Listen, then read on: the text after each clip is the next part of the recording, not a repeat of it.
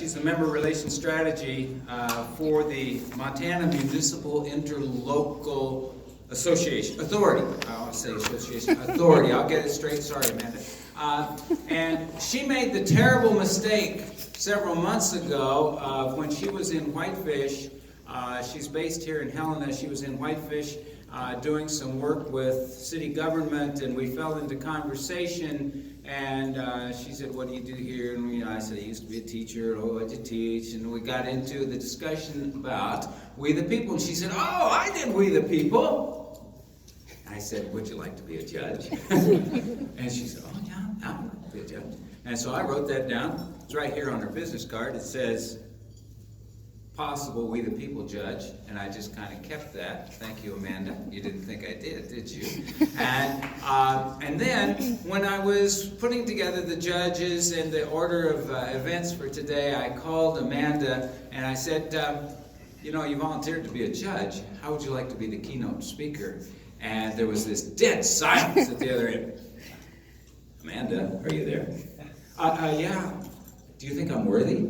She didn't say it quite like that, but that's the way I read it. And I said, "Of course, I can't think of anyone better to address students than an alumna of the We the People program." So would you please welcome to the podium, Amanda Burkhart.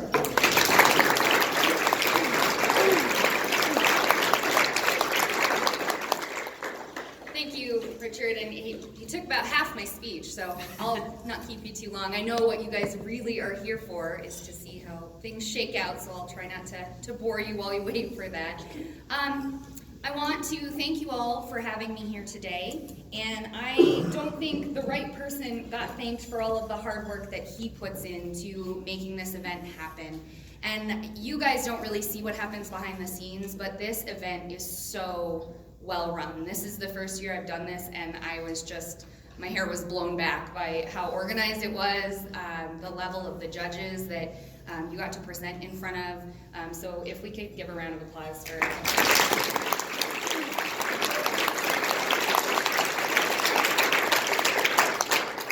I also want to thank all of you. I know the hard work that you put in. I have been there, and I know the long nights, the studying, the stress of being here today, and all that you've done. So really give yourselves a hand. You guys have done some fantastic work.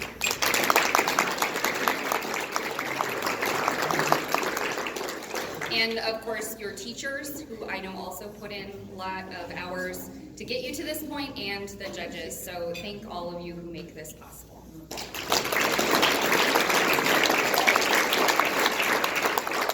So, as Richard said, my name is Amanda Burkhart. I actually went to high school in Anaconda, and I was so excited to judge some Anaconda students today. You guys did great. So thank you for giving me that opportunity.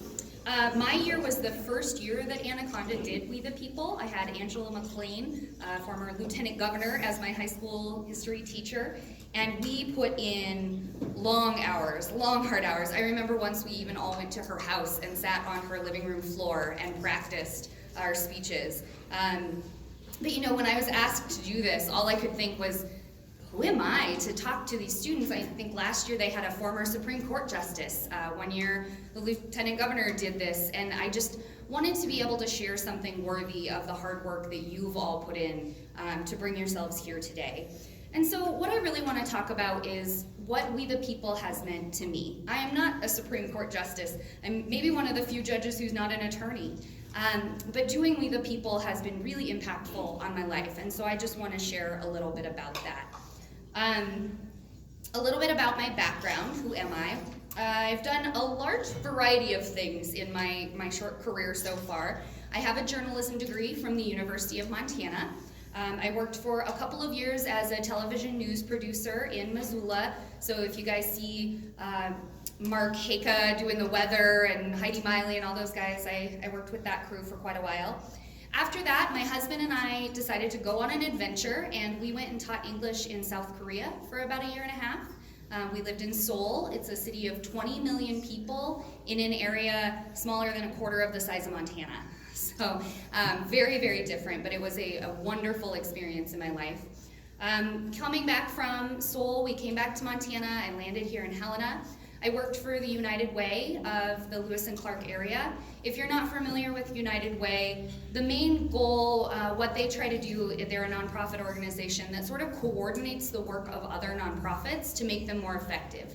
And what they really focus is on education, income equality, and access to health services. So some really important key cornerstone things for our communities.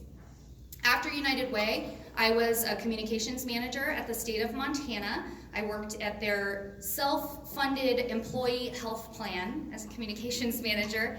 Just exciting stuff, right? The glamorous jobs that I had. After the state of Montana, I started working for the Montana Municipal Interlocal Authority. Some of you have already heard my joke that I didn't know what it was either until I applied to go and work there. We also work in sort of the insurance realm, but we're kind of a pseudo-government entity, and we do work with the cities and towns in Montana. And working with local government is incredible to me. Seeing the impact that local government can have on people's day-to-day lives. I cannot tell you for $100 which mayor is a Republican and which one's a Democrat. Because at local government, they really focus on solving problems. And so it's really wonderful and an honor to work with groups of people like that. And so all of these variety of jobs that I've had, like I said, not particularly glamorous, definitely not what I really envisioned. What would I do when I grew up, or what would I do when I got out of high school? But all of these jobs have a few things in common. One is they have really given me an ability to give back to the community, wherever that happens to be, whatever my community at the moment happens to be. Working in the news, we kind of like to think of ourselves as the fourth branch of government, and so we really got to help our community that way. When I went and taught in South Korea, we taught for public schools and helped Korean students learn English, and that felt like a contribution.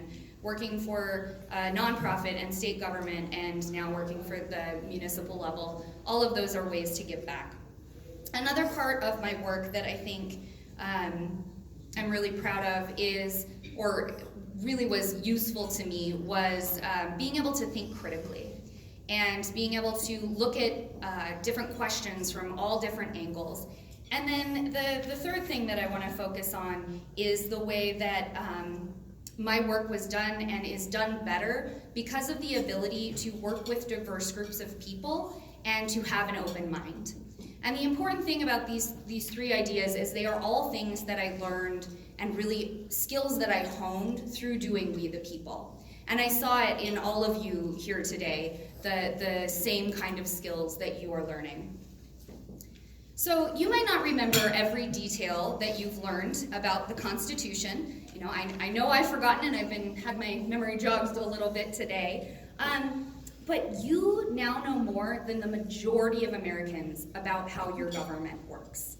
There's actually a lot of data out there, and if you go to the We the People website, it's pretty cool. They've done research, and they show that 30% more as high school students, you guys, than the average college student knows about public policy and the government.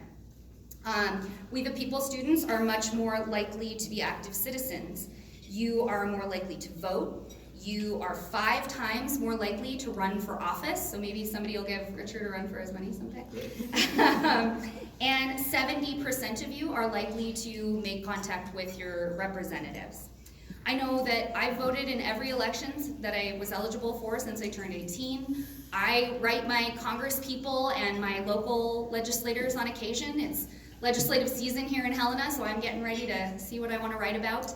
I've attended the occasional rally, not to get into what my politics are, but I really feel there's a validity in being involved. And in this day and age, it can feel like there's little point, right? But our recent elections have come down to a handful of votes.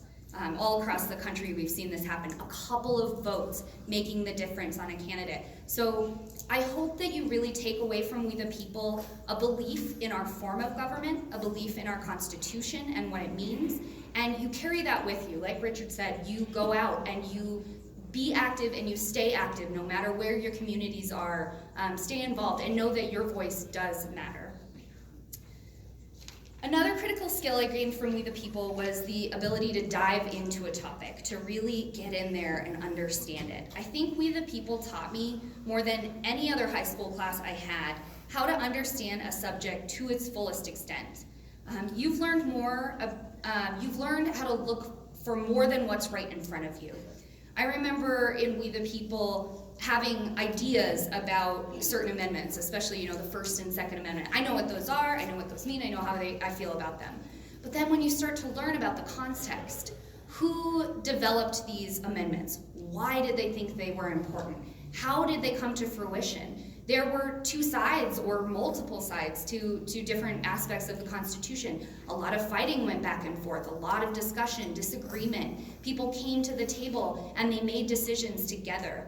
And I think that ability to do that with any topic, not just the Constitution, will really serve you in your professional lives, whatever you decide to do after high school. Being able to just think critically, not use snap judgment, really try to understand a topic before you make judgments about it. And that kind of leads to what I think may be the most important part of the We the People competition in our world right now, and that's the ability to be open-minded, to open your mind to new information and ideas. My understanding of the Constitution has evolved and changed. I remember in class, I would have debates with fellow students, friends, or people I didn't really get along with, but we were able to talk about topics, and even highly sensitive political topics, in a very respectful manner. And I really hope that you hold on to that ability as you move out into the world. It's so easy right now to surround yourself with only people that agree with you. And you'll find that even more as you move out of high school. In high school, you're kind of all trapped together, whether you want to be or not. When you move out, you get a choice who you surround yourself with. And with social media, you can get into kind of an echo chamber where everyone just agrees with everything you think. You have that bias where you only look for information that reinforces what you already believe. Try to take what you've learned through doing We the People and hold on to that. And question your beliefs, question your ideas, look for new information, ask questions, listen to one another. You will never know everything. You just can't. And other people always know something different than you do. So just keep yourself open to that idea. Stay involved, use these skills that you've learned, and most of all, I think that you should all be really, really proud of what you've done here today. You may never be a legislator or a senator or a governor or a Supreme Court justice, though I'm fairly certain a few of you might be those things after watching the competition today. It's incredibly impressive. But even if you don't, even if you're like me with some glamorous jobs you've never heard of, I really hope you hold on to these skills, and mostly I think you should be really, really proud of yourselves and the work that you've done today. Thank you.